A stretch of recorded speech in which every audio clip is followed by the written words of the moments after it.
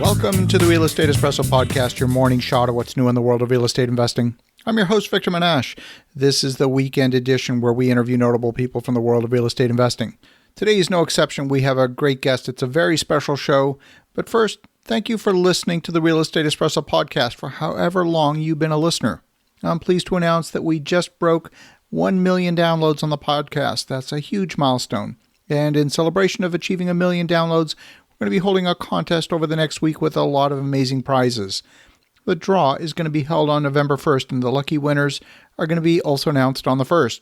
We have all kinds of prizes, including signed copies of my book, Magnetic Capital. We've got Real Estate Espresso Podcast coffee cups. You can listen to the show in the morning drinking your morning coffee. And if you listen to the podcast at the gym, we've got prizes of some awesome stainless steel water bottles. To enter, send an email to contest@victorjm.com. That's contest@victorjm.com.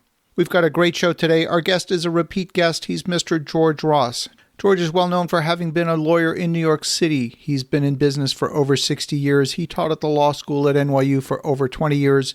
He's the author of 2 best-selling books on real estate and negotiation, and he's also well known for being part of the Trump Organization as executive vice president. On today's show, we're talking about how to navigate through uncertainty. Here's my conversation with George Ross. Can you hear me, Victor? Yes, I can hear you.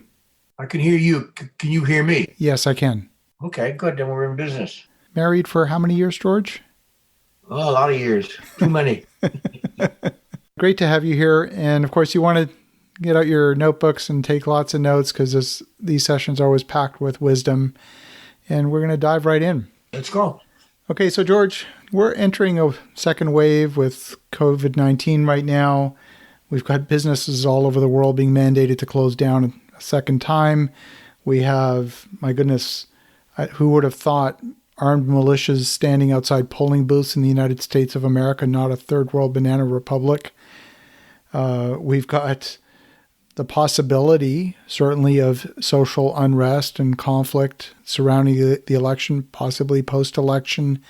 We've got a quarter of hotels in default on their notes. We've got commercial businesses, retail and office, in really bad shape. How do we communicate with investors? Because investors love certainty, a path forward that has any semblance of certainty. Or do we just say sit on the sidelines and wait till everything gets back to normal before you do anything? Well, it's a good question. I don't know, getting back to normal, but some degree of normalcy. So things have to settle down and smoke has to clear. And I think a lot of that will happen. 2 things. Number one, the election, and when that's over, you'll see what comes out of that. I don't know, but we'll see. And the other thing is they'll have to do something in connection with COVID. And I think having certainly a vaccine would go a long ways. But also, basically, the good thing about it is the COVID is that the death rate has not really gone up. Hospitalizations haven't gone up either. So it seems to be winding down somehow. I don't know. I am not an expert by any means, and I think as far as investors are concerned, right now, hold on to your money and wait. That's my feeling. I do think things will they have to get better, in my estimation. And I think at that time there'll be good opportunities. But right now it's really a mess. So it's a little too soon to put your chips on the table, is what you're saying. Yeah, you don't know where it's going. I don't know anything particularly that you want to invest in right now at this time where the future is really great. I don't think that time is that far off. But right now it's just you just don't know with the monies that have to come up, the people that are out of jobs, unemployment. There's too many uncertainties to really be attractive now to make investments. You don't know. I wouldn't know what to invest in at this particular point in time. But I do think within a month or 2 months, you will know. You see things start to get back to some degree of semblance of order. That's my feeling. Yeah, I mean, we've talked about before the need for stimulus to protect the economy from this. I think you're in an unbelievable political situation right now with what's going on. Right. It's 2 different parties at this point. It's Trump and everybody else.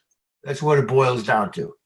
If you hate Trump, you won't. That's the end of it. If you like Trump, that's a part two.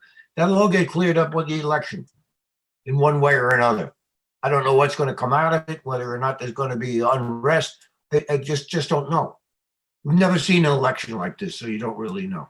Absolutely. I mean, we're hearing about voter turnouts in record numbers for advanced voting. Yeah, but the voter turnouts, who are they voting out? Who are they voting for? Don't know. Who knows? Don't know. There's too many things which are in play and don't have an answer. But we will have it shortly after the election. Things will square out one way or another, and then you'll be in a position to see which way to go. My wish and my hope is that we have a clear outcome for the election. If it's very close, then that could be actually damaging for our democracy. Yes, absolutely. But we'll know in a couple of weeks. As always, fascinating. We could not have scripted 2020 if we tried. No, absolutely. Nobody would believe it. Yeah, exactly. Sure. No, I think one of the major problems, or we'll call it is the social media. Yeah. It's big. We never had that before. So there are so many people on Instagram and Facebook and Twitter, and that goes back and forth. So more or less feed on one another. People look at what somebody else says. They like it. I don't like it, and they carry it on. And it's like a game of. Kids used to play a game called telephone. I don't know if you remember it. You start out with a word, and by the time it got around, the thing was entitled. Nobody remembered what the word was, and you never had that before. And you got the media, which is all over the place. You're either one station's for Trump, the rest of them are anti-Trump, and they don't even want to discuss anything else. They're not media anymore. They're not newscasters. They have they're strictly political appointees in one way or another. You never had this before, and it's entirely different. So I don't know how it's going to be resolved, but it'll be resolved after the election. I don't know which way or another, but I've never seen it.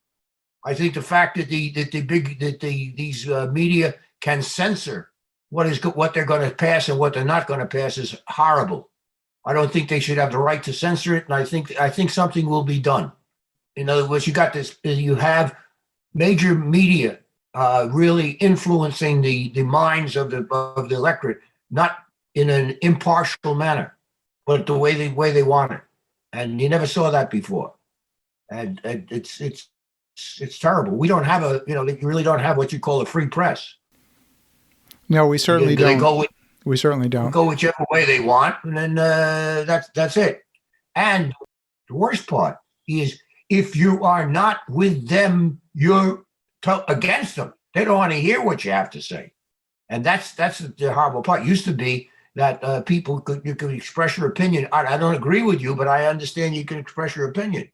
I mean, somebody once wrote, I don't know what it was.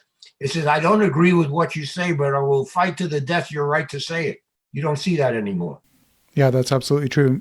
So actually, it's funny you mentioned this because I actually did a podcast episode on this very topic. And it's very interesting to look at the way social media algorithms function because they are designed to maximize your time on the platform. So the longer you spend scrolling, the more advertising they could present to you. Got it. And if your interest is in, let's say, model train sets, you're going to see more model train sets. If you believe that the earth is flat, you'll see more of that, and so on. If you happen to have a conservative viewpoint, you'll see more of that. If you have a libertarian or liberal or whatever viewpoint, you'll see more of that. So there tends to be a lot of confirmation bias inherent in the way social media algorithms work. It goes one step further, and this is what's shocking. Platforms have said, we're trying to present a more balanced view. So now they're presenting the opposing view. But what gets presented is not the moderate opposing view, but the extreme opposing view, which then further hardens the perspective that they held originally. Yes. It's fascinating to see how this is playing out. No, it's not. It's just not, you don't see them reporting news or information the way it is. It's the way they'd like to slant it, depending upon whether they're for or against. And I do think you're going to find a major change that I think this Section 230 is going to be eliminated. And it's going to be the media is going to be liable for what they say.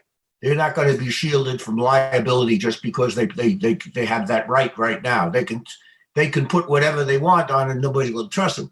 But they choose what they put on. That's the problem. Right. But I anticipate that there's a day of reckoning, or judgment coming for Google and Twitter and all of the others. They have gotten too big.